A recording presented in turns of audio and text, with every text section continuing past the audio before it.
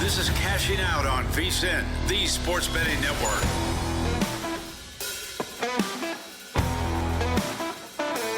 All right, let's have some fun. It's time for Cashing Out with Joe Ceraulo. Wrapping up your weekend, starting your week the best way possible. And what a week it was. We just capped off a 24-6 week. Last 7 days, up over 18 units. We are still riding the heater of all heaters. Make sure you follow the show on Twitter at the Joe Ceraulo. Tweeted out three more picks today, two more winners, 2 in 1 day on the diamond in the late afternoon West Coast baseball slate.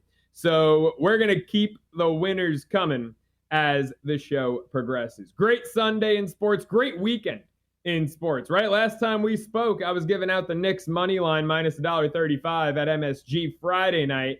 They took care of business in the best way possible. Nearly a 40-point win at Madison Square Garden. We're going to be all over the Knicks-Pacers conference final. We're partying like it's 2025 years ago.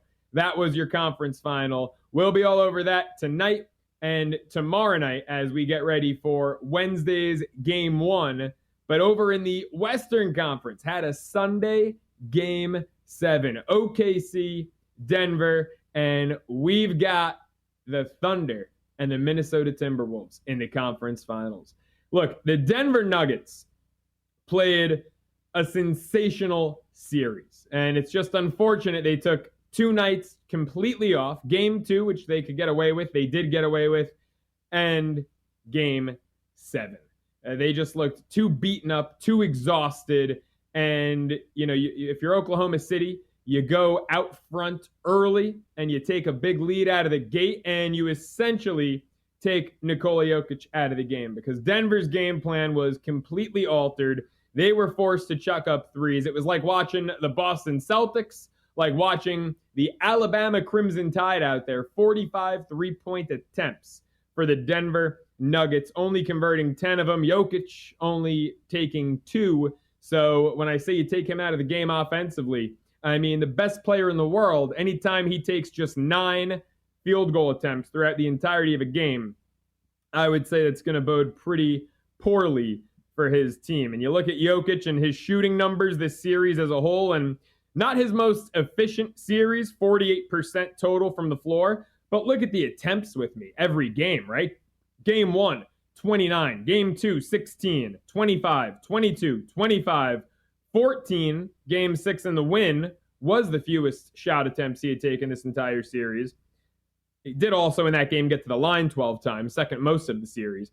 And then Game 7, just 9 shot attempts. And if the best player on the team and the best player in the world isn't shooting the ball and he's not creating a ton, it's not going to be a good day offensively. Just 93 points for the Nuggets. OKC getting to a $125 against the Denver team that, if you look at it fairly, probably the worst defensive team left in the playoffs. And, even when the second round was at full strength and we had, 8 teams in the second round, Denver on the tail end defensively of things, and Oklahoma City just took every weakness the Nuggets had, depth, defense, and fully exploited it here in this Game 7. And for me, ultimately, it was a stay away. I'm happy it was a stay away. I was probably leaning towards grabbing the 7.5, 8 points with Denver, but the Aaron Gordon injury news is ultimately actually what made me stay away. And Gordon played a fine game. I mean, he probably didn't hold up for as many minutes as he otherwise would have, although that could be because of the blowout, not just because of the injury.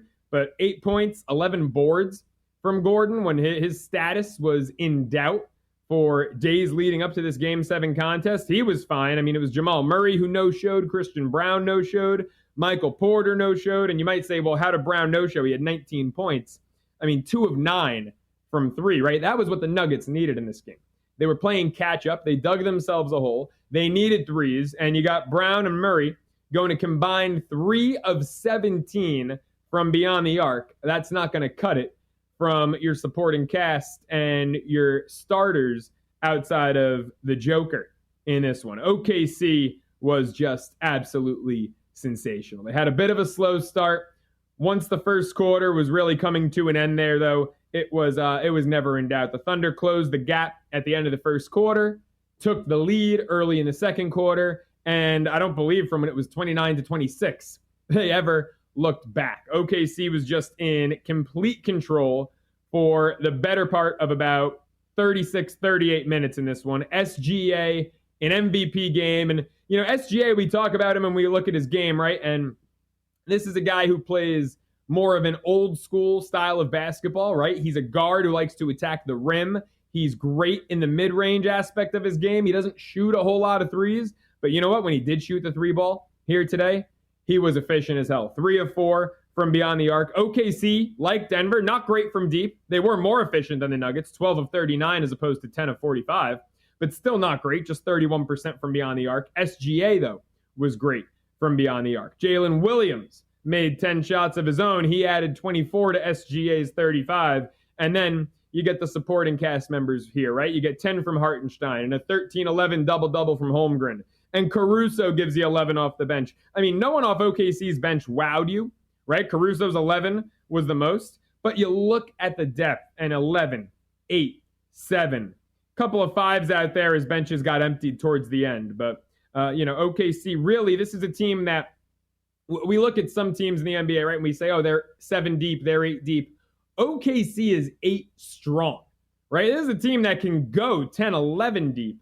They're 8 strong in their rotation, right? You're going to get meaningful minutes out of Caruso, out of Wiggins, out of Wallace, sometimes out of the other Jalen Williams, depending on if he's on a good streak or a bad streak. But this OKC team, specifically this backcourt, because they're not all that deep down low, but this backcourt just never ends. And when your guards are running the court and you've got fresh legs subbing in, and Denver does not have that luxury, it's a game changer. It's a difference maker. And that's what it was for Oklahoma City in Game 7. So you want to talk deep backcourts? I can't wait for this Thunder Timberwolves Western Conference Final. I can't wait for either of these conference finals. You've got 3 teams remaining who have never won a championship, and then you've got my Knicks who haven't won a championship in 52 years. So you are getting either the first championship in franchise history coming up in a couple of weeks, or the first championship in over a half century coming up. And obviously, you all know who I hope it is standing at the end of the day. You all know who I want to be standing at the end of the day, hoisting the Larry O'Brien Trophy in Madison Square Garden, in my home city of New York. But I can't wait for some incredible basketball to be played. And I think Minnesota is going to be a great match for OKC. I mean, Gobert and Hartenstein banging bodies down low. Randall and Holmgren stretching the floor as stretch 4s, right? Ant-Man versus SGA. The depth, right? Jalen Williams trading shots with Dante DiVincenzo. Lou Dort and Nickeil Alexander-Walker and Naz Reid. I mean, this series is going to be fireworks. And you're going to have some games, I'm sure, that end 101-99. And I bet you're going to have a couple games that go 130-125. Because these teams, when they get hot from the field, forget about it. They can run it up on you. But they are also 2 stout, terrific defenses. So this is going to be a really, really good matchup and a fun series. I'd be lying if I said I wasn't rooting for Minnesota. To me, the idea of a Knicks Timberwolves NBA Finals gives me goosebumps. They make the blockbuster trade last offseason. Cat going to New York. Jules and Dante going to Minnesota. I need a Timberwolves Knicks championship. And you might hear, oh, Minnesota, that's not a sexy market. Well, let's face it, Oklahoma City is not a sexy market either. That's what we're talking about here, right? I mean, the Thunder obviously right now have the nation behind them because they were a lot of people's picks, a lot of ticket holders out there with OKC, had the best record in the NBA this season. But it's not like the Oklahoma City Thunder have the ratings behind them, right? I mean, either way, you know, the NBA, I'm sure, is not thrilled that there's no Lakers, that there's no Warriors in this conference final. But you're going to get great basketball. I need, for the backstory with the trade, I need Minnesota, New York. I would love that. And by the way, I'm not saying I can get to the counter on that necessarily because this Oklahoma City team is an absolute heart attack. But how would that ticket pay? If you went a Knicks Wolves exacta, I mean, let me pull up the app right now because that would be some crazy payout, I'm sure, if you pulled out that championship exacta. So we'll look at that as the show progresses. But right now, your odds in the futures market: OKC minus $1.65 to win it all. The Knicks plus 450, Minnesota plus 550, Indiana 7-1. And hey, if you got the Knicks before Game 5, they were, I believe, plus 105 to win the East. If you got them before Game 6, they were, I believe, plus 120 to win the East. They are now minus 145 as their series price. So we spoke about that. That was the better way to go about it. Up 3-1 against Boston. Take them, plus 105, plus 120, whether it was before Game 5 or before Game 6, because now you are looking at laying 45 cents for the Knicks to beat the Indiana Pacers. Folks, the NBA playoffs still heating up, and our partner ProfitX is offering the best odds all postseason long.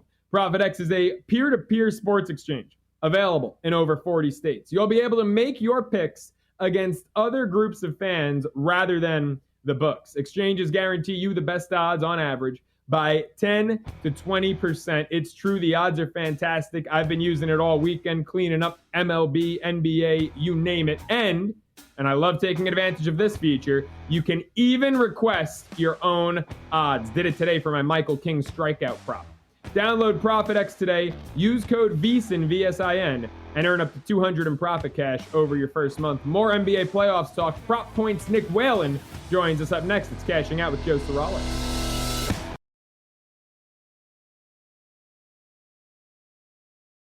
Welcome back to Cashing Out here on VSIN, the Sports Betting Network.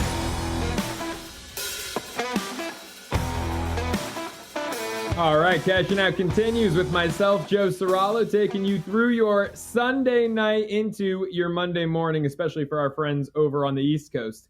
And we have a tremendously special guest joining us now on the Progressive Guest Line. He is the host of Prop Points on the network, 2 to 3 p.m. Eastern, one half of that terrific team, senior analyst over at RotoWire, and now father-to-be Nick Whalen joining the show. My man, congratulations. I just saw the news on Instagram. This is amazing. Congrats. Thank you, man. Thank you. Yes, my wife is indeed having a baby. We are having a Jaguars fan. That was the big announcement. First and foremost, a female Jaguars fan. We put together a little gender reveal with some friends and family today, which, you know, I'm not big on that kind of stuff, Joe, but it was actually, in hindsight, a great idea. Good to get everybody together. Found out today that it is a girl.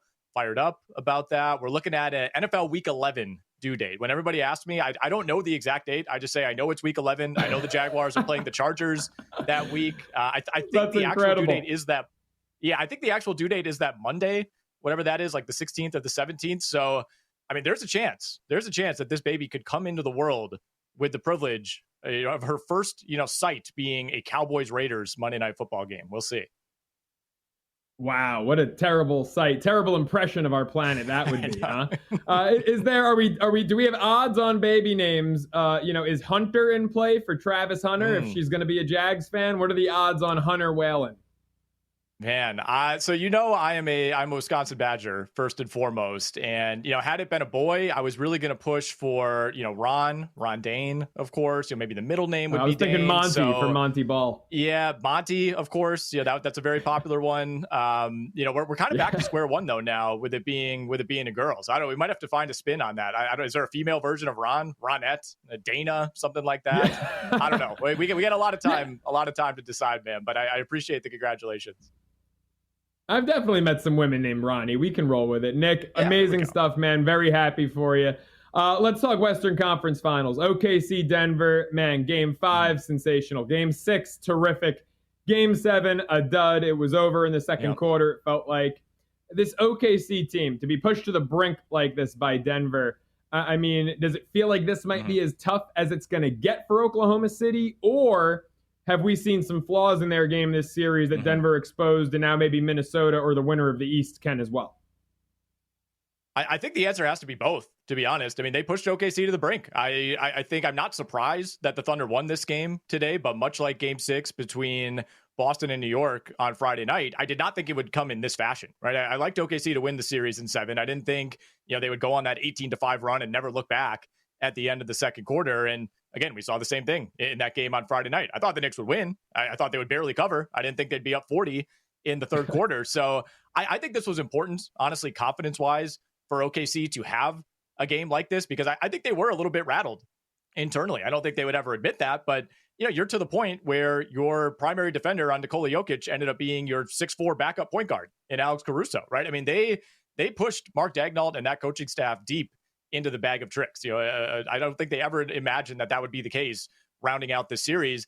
I think it was huge for Jalen Williams as well, who was brutal through the first 6 games on balance of this series, to have the game that he did, right? And, I think it gets lost a little bit because of the blowout, but a lot of his production did come in the meaningful portion of the game. 24 points, 10 of 17 from the field. They're obviously going to need him going forward, but really, Joe, it's not just OKC. I think this is a really unique Final Four, if you want to call it that, in the NBA that we have this year for a lot of reasons, but with the exception of Minnesota, which of course now has to play OKC, I think the other 3 teams, OKC, Indy, and New York, you could make the argument that they've already played their toughest series within their own conference, right? I mean, the Knicks toppled the Celtics. The Pacers toppled the number 1 seed Cavs. OKC made it through Denver and Nikola Jokic. I think all of those teams could kind of take an exhale as they look ahead to the conference finals, which is not usually the case. Yeah, I think that, I will say the one caveat maybe, I think Knicks Pacers is going to be beyond physical. I think that this series is going to be more physical than either second round series was. But if we're talking sheer talent, I mean, the 1 seed Cleveland, the 2 seed who was the favorite in Boston, you are absolutely spot on. We'll circle back to the East here in just a minute, but Western Conference Finals, OKC, Minnesota. The Wolves not getting much of a chance in the series market price. OKC minus 330, Minnesota plus 265. How would you look to potentially bet Minnesota? Are you looking maybe game by game? Do you think you go T-Wolves plus 2.5 games, plus 1.5? Yeah. You're not getting the same price as you would have gotten with Denver in those types of bets, but are there any angles you're looking at Minnesota here? Yeah, I didn't love the pricing, when you're looking at the plus 1.5, the plus 2.5, plus 2.5 games is minus 165. I do think the Timberwolves have a pretty good chance to steal at least one game in this series. My initial thought, after that game today was OKC in 5. You could maybe talk me into OKC in 6. So, you look at the under 5.5 games in this series is plus 105 right now at DraftKings, minus 125 to the over. So if you're like me and you think OKC maybe kind of regained some of that confidence, maybe they have played their toughest series so far, I can see this, being a 5-gamer, getting that at plus money, I think is a decent deal. But again, this is a different challenge for OKC, but I think it's an easier challenge just by virtue of not having to game plan for Nikola Jokic. Like, all due respect to Anthony Edwards, he's a probably top 6, top 7 at worst player in the NBA, but he's not Nikola Jokic, right? He is not that full-on queen on the chessboard where you have to worry about where he is and what he's doing on every single possession. And I thought more than anything throughout the series, and certainly in Game 7, OKC's defensive effort ended up winning them this series. They forced 22 Denver Nugget turnovers on Sunday afternoon. OKC didn't even have a great shooting game. They only shot 31% from 3. They still ran away. And look, Minnesota, minus Steph Curry, ended up handling that series pretty easily. They turned it over 21, 21, and 21 times over the final 3 games of that series against a bunch of Warriors backups, and I think this is going to be a big jump up in competition. I know the Warriors are a good defense. I think OKC is a great defense. And I think the handsiness, the intelligence of those defenders, even guys like Caruso and Cason Wallace that they're bringing off the bench, I think that's going to be a shock to the system for the Timberwolves, at least to begin this series. Yeah, Alex Caruso this series was fantastic, especially with his role, such a young team, right? I mean, you remember the graphics during March Madness of Auburn's starting 5 being just about the same age as Oklahoma City's. Right. Caruso being the vet on this team, he has been so integral to the success that they had as the series progressed there, Nick. Eastern Conference, much closer prices here. The Knicks favored by $1.45, Indiana plus 125. How about the Knicks? They were plus 550 going into the second round. Now they're minus 145 to go to the finals for the first time since 99. Are you biting on the Knicks? Are you looking for another angle? What do you think, Eastern Conference Finals? I think I'm with you, man. This is going to be an all-out war. And I think there's a case to be made that maybe if you're a casual NBA fan, if you only follow the biggest names, maybe this is somewhat of a letdown in terms of the 4 teams that we have remaining. I could not disagree with that more. I think this is going to be incredible. This is 7 straight years now. We're going to have a unique NBA champion, right? We went through a period where it felt like, it was the Heat for a while, and then it was the Warriors, and nobody could beat those teams. I mean, we have as much parity right now in the NBA as we've had in a long time. And look at the teams remaining, right? I mean, Indy has never won. Minnesota has never won. OKC, as a non-Seattle franchise, has never won. New York hasn't won since 1973. I mean, there's so much on the line for every single one of these teams. I think this is a 6 or 7 game series. I would lean 7 right now. Maybe just bet it to go 7 games. I think these are incredibly evenly matched teams. 2 teams led by a great guard with excellent role players. And I think the through line really through all 4 of these teams, but especially these 2 in the East, everybody contributes. There are no obvious weak points. There's not, we'll just leave that guy in the corner. We'll just throw our worst defender on that guy. We don't have to worry about him. Indiana, especially, has impressed me through these first 2 rounds. I mean, even the guys they're bringing off the bench, TJ McConnell, Obi Toppin, Ben Mathurin, every single one of these guys seems like they contribute every single night. So I think the big advantage in this series for Indiana is that depth. The big advantage for New York, of course, is they have big wings that you can throw on anybody. They all play D. The question is Indiana going to continue to shoot 50% from the field like they did through the first 2 rounds? Like that has to come down at some point. I think the Knicks defense is going to make them work for it even more than Cleveland did in round 2. At the end of the day, though, Joe, I think right now, if I had to bet this series, just pick an outright winner, I think I would lean on the Indiana Pacers.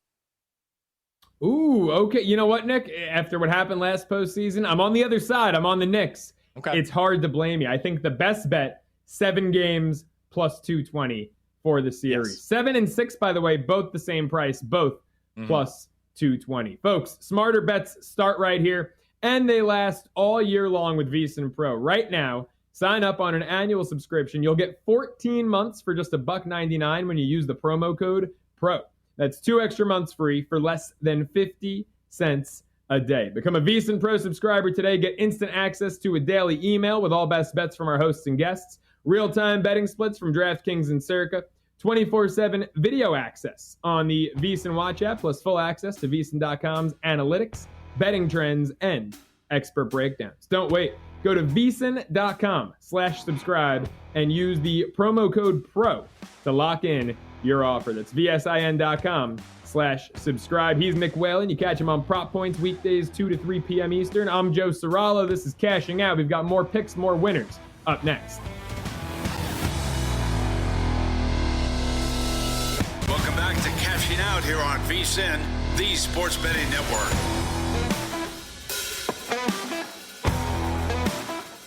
Cashing Out continues with me, Joe Ceraulo. We've got Nick Whalen with us on the Progressive guest line. You can catch him tomorrow on Prop Points, and of course, for the rest of the week, Monday through Friday, 2 to 3 p.m.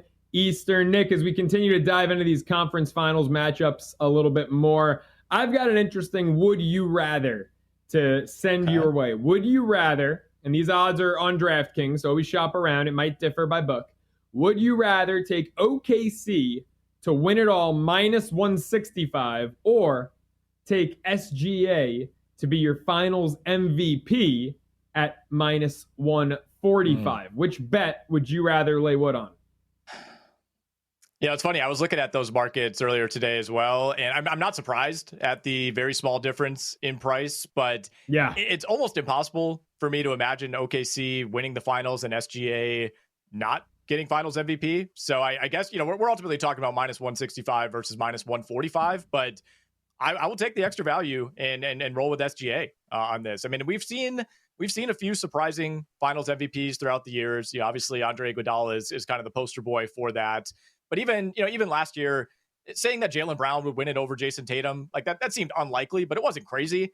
Like who would even be your alternative for OKC right now? I mean, the way Jalen Williams has played, that's what I'm thinking in these playoffs, right? It's like there's not an obvious number 2. There's a group of players like I don't know if SGA really struggles and Caruso goes crazy defensively and hits has a game where he hits a bunch of threes. Yeah, maybe I just don't think there's another argument, right? I mean, SGA is so wildly consistent every single game. I think even if the Denver Nuggets had won that series and we were asking the same question, you could at least you could sell me on an outside chance that Jamal Murray has 2 40-point games in the finals or something like that.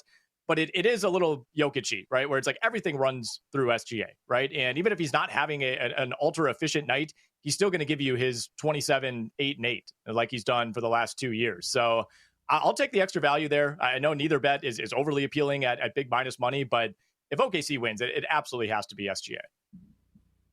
Yeah, it does feel a little bit Jokic-y, to use the term that you just did. I can't foresee. I mean, what does Lou Dort have like the best defensive stretch of his life? And then we're looking at a Lou Dort Finals MVP. I just can't imagine living in a world where it's anyone besides SGA, right? No.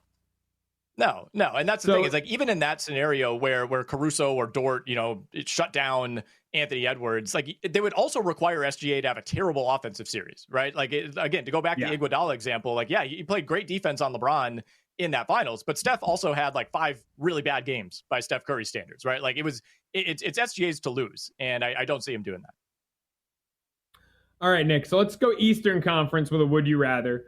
Would you rather take the Knicks Pacers series to go 7 games at plus 220, or, I mean, pretty good value. We both think it's going to go 7. Yep. Would you rather go Indiana exacta 4-3 at 7-1? Ooh, see, that's enough. That's enough of a jump that I would consider it. Now that game 7, of course, would be at MSG. In New so York, that's maybe the flaw in my logic here. If I think this goes 7, and I just said I like the Pacers to win the series, is that will require them to close it out at MSG. But look, I got to stick to my guns, man. I do think the Pacers have some advantages here. I think they are the team to me that has been the most consistent, the team that you can count on to not have these crazy letdown games like most other teams in the playoffs have had so far. So yeah, if you're giving me 7-1, and I think this goes 7, and I think, look, if it gets to 7, that's going to feel like a toss-up. Yeah, New York will have the home court advantage, but I think it would be one of those nothing would surprise me type of games. So yeah, it's enough of a jump. I'll take the Pacers to win that in 7. I mean, it got to 7 last year, and Indiana went to New York, and they closed it out with a 20-point win. Now, mind you, the Knicks were decimated with injuries. It was a very different-looking team. Even Brunson ended up going down and getting hurt early in that game 7. Yep. So this is a very different-looking Knicks team than the one that got just battered. It was like, once we hit game 3, game 4 of that second-round series last year, there was a new injury, a new name added to the report every game is what it felt like. But, to your points, look, I haven't felt good about a single series going into it this postseason. I was nervous as hell about Detroit. I thought over 5.5 games was the play there. It ended up being the play. Boston, I'll admit, I'll be the first one to say it. I thought the Knicks season was dead. And Indiana, for exactly what you pointed out, their depth scares the hell out of me, because the Knicks, outside of Mitch and Deuce McBride, Campaign had that sick game 1 against Detroit. We have not seen anything noticeable out of Campaign since game 1 against Detroit. So not the deepest team going up against, quite literally, maybe the deepest team. Like, could you say Indiana's deeper than Oklahoma City? I think it's a debate. Both teams are built pretty similarly. With OKC, it's like they almost pick and choose how deep they want to be on a night-to-night basis. Like Isaiah Joe, who is their, probably their best pure 3-point shooter, was just not in the rotation in Game 7. Like, what a luxury that must be. I think there are teams that bowed out in round 1. The Milwaukee Bucks would probably be starting Isaiah Joe when you look at what their roster looked like by the end of that. But I think it's different kinds of depth, I guess. Like, I think Indiana's depth is maybe a little bit more well-rounded, whereas OKC, you look at the guys they're bringing off the bench, especially at guard. I mean, what a luxury to have Caruso and Kayson Wallace, who might be 2 of the 5 best, guard on-ball defenders in the NBA, coming off your bench. And, a lot of these guys will be starting for, 15 teams around the NBA. But no, that's a debate. I mean, I don't think you could definitively sell me on one or the other. Yeah, I mean, look, it was what did Cleveland in, right? Everyone was talking about how deep the Cavs were, and Indiana was deeper than Cleveland that series. Now, obviously, Cleveland had the injury issues with Mobley and Hunter in addition to Garland. But this Indiana team, the depth scares the ever-loving hell out of me in this series. Let's talk about the team that Indiana eliminated round 1 with relative ease. Milwaukee, Giannis. I mean, what do you make of this situation? He's doing like late night ask me a question Q&As on Twitter yesterday. Do you think he's back in Milwaukee? I lean that direction. Do you think with the draft lottery that, maybe a deal gets made now that we know who's picking where as of last week? What are your opinions on this Giannis situation and some next team odds?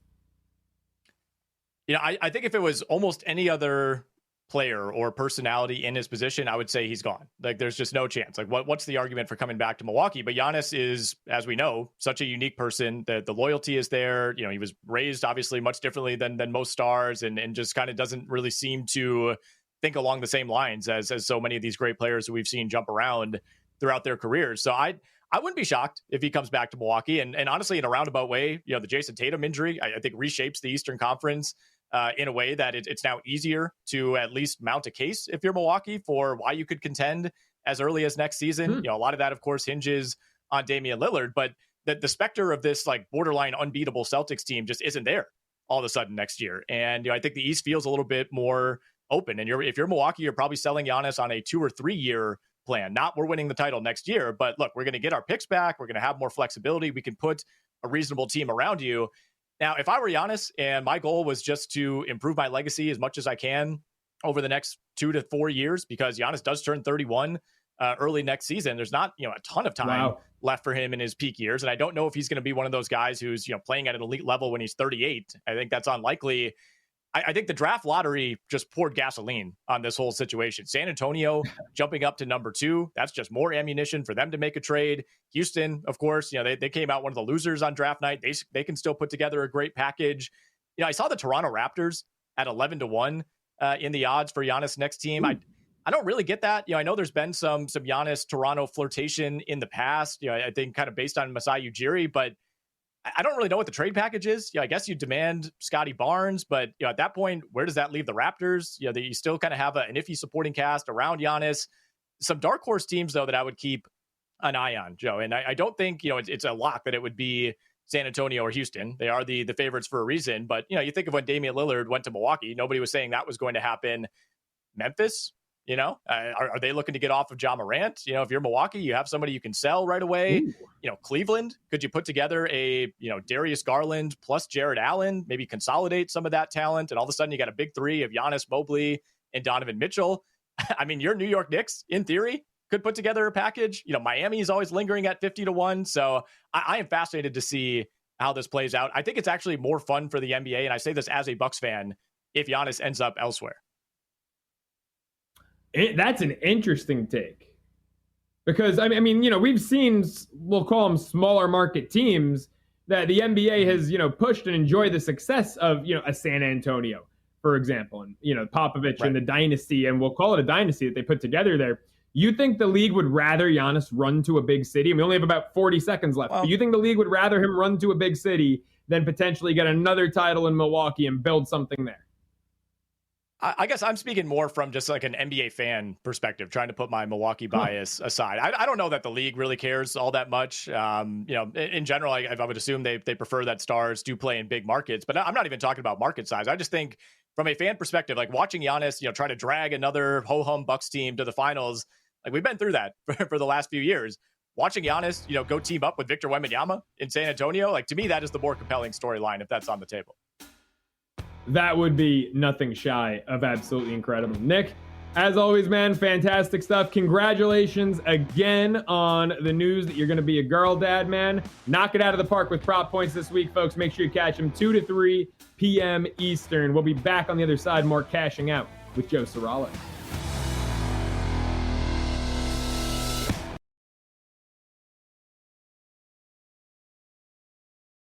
Welcome back to Cashing Out here on VSiN, the Sports Betting Network.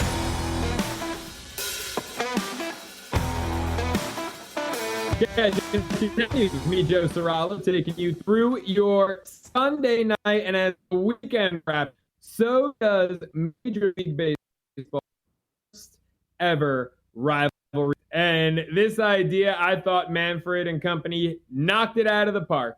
I thought it was an incredibly executed weekend. You've got all rivalries going on simultaneously, geographic rivalries. It's not exactly like the old days of interleague play, when interleague play was strictly one weekend in June, or was it one weekend in May and then most of June, or one weekend in June and most of July, back in the day when there were only like 18 or so interleague games a year. This was, regardless of what league you're in, you had Phillies Pirates, so all National League there, D-backs Rockies.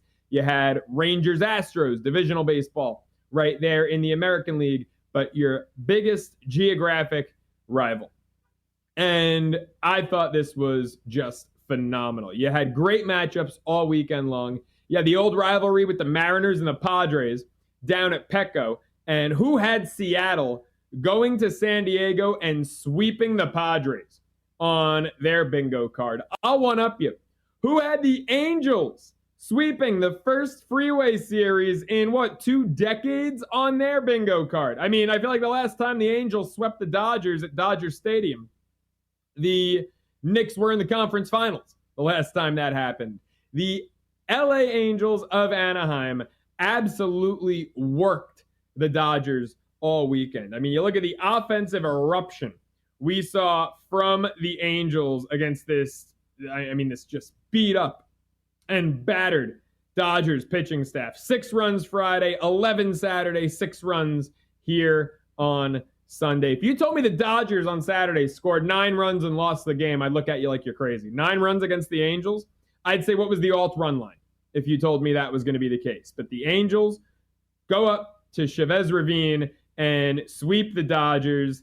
These series, the Cubs taking care of the White Sox, just, reigniting Chicago. Even though the White Sox are the White Sox, just the Cubs fans getting extra, ultra excited. I've been seeing them on Twitter all weekend. Chicago, the Cubs, that is, 9 games over 500.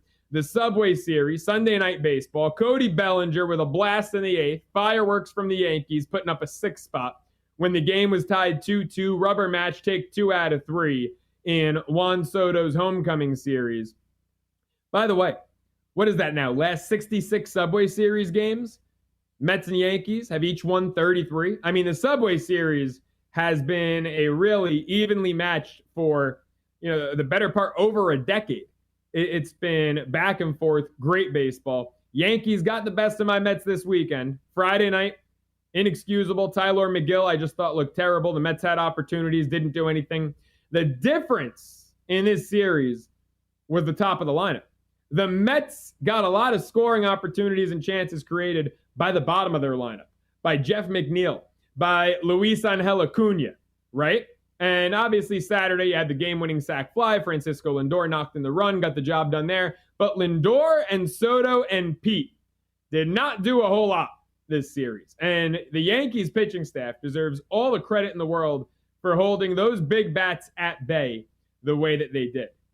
The Yankees, on the other hand, didn't get a lot of help as the lineup went down, but the top of the lineup came up and came through. Bellinger, Juan Soto's replacement, if you will, had his Yankees moment, I thought, at least maybe his first one, if there's more to come, in just under the 2 months that we've had of this baseball season. But Bellinger, his home run, and look, call it what it is, right? I'm the first one to criticize. It was a front row, 35-foot fly ball, right? It's shy of the warning track in 80% of the stadiums out there.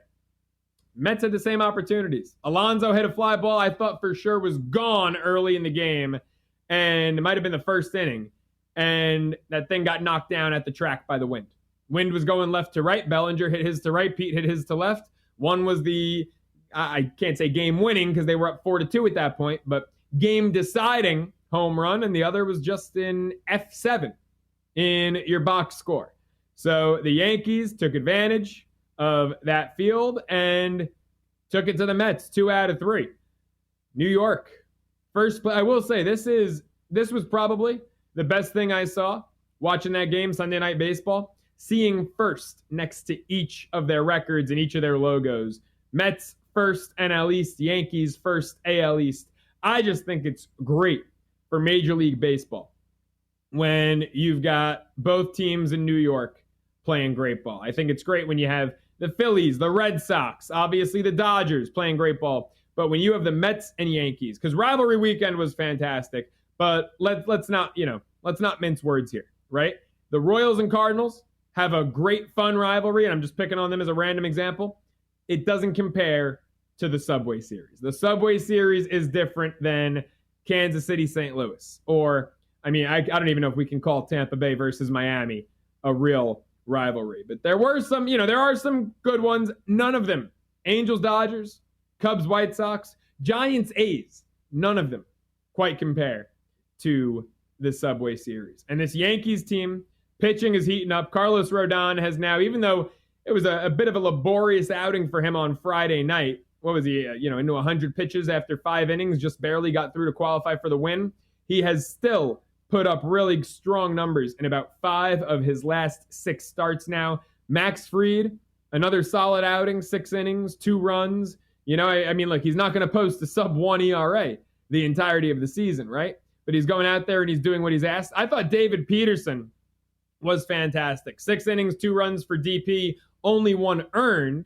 And David Peterson, he's still young, right? Still in his 20s, late 20s as a pitcher. He is earning his blue and orange stripes because this guy has now 2 years in a row gone out there and pitched terrifically in the Subway Series. Definitely endearing himself to the Mets fans everywhere. It was just the bullpen couldn't hold. Ryan Stanek, and I will say this was more, I thought, on the Mets defense. Ryan Stanek pitched well. He gets the loss. He gets charged with 1 earned in that 8th inning. But 2nd and 3rd, 1 out. Stanek got himself into trouble. Pete Alonso did him no favors. And Alonso's defense from when he came into the league is much improved. But that throw, I don't know where the hell he was going with that. It gave me PTSD flashbacks to Lucas Duda in the 2015 World Series. I'm already seeing the GIFs on Twitter of the 50 Cent first pitch, and I think it's harsh, and I think it sucks. But at the end of the day, I don't know where Pete Alonso was throwing that baseball. And then just the wheels fell off. Genesis Cabrera, I don't know why this guy's on a big league roster. Well, I do. It's because he's A, lefty, and B, A.J. Minter is hurt and probably out for the year. But that A.J. Minter injury is a rough one, and I hope it doesn't come back to bite the Mets because Genesis Cabrera should not be in the bullpen of a team that is out there to contend and compete for a championship. But rivalry weekend was an incredible success. You had Chris Sale, Garrett Crochet striking out the world at Fenway, and Red Sox walk-offs with Rafi Devers, and Colorado beating Arizona 14-11 in a comeback win only for Sunday's game. And this is why you have to love baseball. And if you don't, you're missing out. They go from 14, what was it? I want to make sure I get the score right. 14-12 on Saturday to Sunday, 1-0 in the desert. Merrill Kelly, Chase Dollander, 1-0. And we got home, tweeted it out again, said it earlier in the hour. I'll say it again. Make sure you're following at the Joe Ceraulo. Best bets, the spreadsheet with all my plays on it, all there at Twitter. We tweeted out before the game, Merrill Kelly under 2.5 earned runs, minus $1.30. He goes 7 absolutely beautiful shutout innings, 10 Ks. I got to say real quick, Merrill Kelly is a guy who you should be circling on your calendar every 5th game when he's pitching. He is not Paul Skeens, all right? We're not talking appointment television for the casual fan. But if you like betting baseball, you're not getting good prices on a guy like Paul Skeens because of the wow factor he comes to the table with. Merrill Kelly is so damn bettable. All of a sudden, he has that 9-run eruption. He gets shelled by the Yankees, 2nd start of the year. Since then, he's gone under 2.5 earned runs every start except for 1. Whether it's K props, earned run props, outs recorded props, a guy like Merrill Kelly, if you're really into betting baseball and betting pitcher props, is a guy that you should have circled on your calendar because everyone's always calling for regression, but we just don't see it from Merrill Kelly.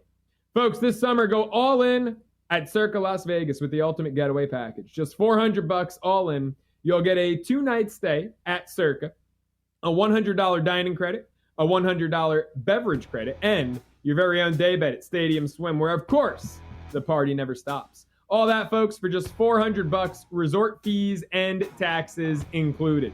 This limited time offer, valid, stays between May 26th and September 4th. You don't want to miss it, so don't. Lock in your all-in summer package right now at CircaLasVegas.com.